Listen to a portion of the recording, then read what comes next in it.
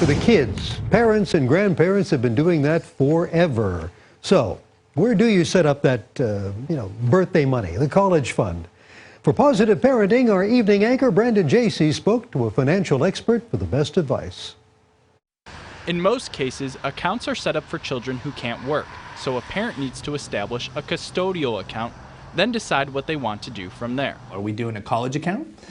Are we doing something that we want to be able to just deposit birthday money, different things like that? So really you got to think about what the intention of the account is first, right? Chris Mediate is the president of Mediate Financial in Canfield, and for over 25 years he's helped people manage their finances. One of the most important things Chris told me is that there's no one-size-fits-all plan that works for everyone.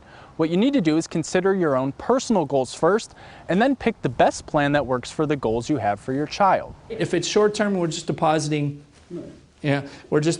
birthday money and Christmas money. And whoever is tied to the custodial account is on the hook to pay taxes if it gets too big. We have to be very clear. If we set up a custodial account that's in their social security number, that child owns it. There's also long-term savings options like Roth IRAs, which Mediate says he's been asked about a lot lately. The problem with structuring a Roth that your child would own, the rules state that your child has to have working income in order to start a Roth. Another thing to consider is if your child might go to college. You want to be careful with the type of account you're setting up for college because, or I should say any type, because money in a child's name counts much more heavily in a financial aid system. When it comes to college, a 529 plan is a common route, but you have to pay a penalty and tax on earnings if your child doesn't go to college.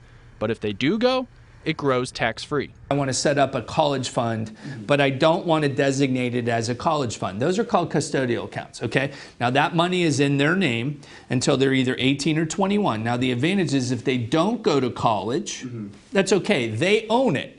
Now remember this, they get to control that money at age 18 or 21. And that's what it pretty much boils down to. There's many options out there. It's best to make an educated decision about what's best for you, and as Mediate says, be intentional with your money. For Positive Parenting, I'm Brandon Jacey.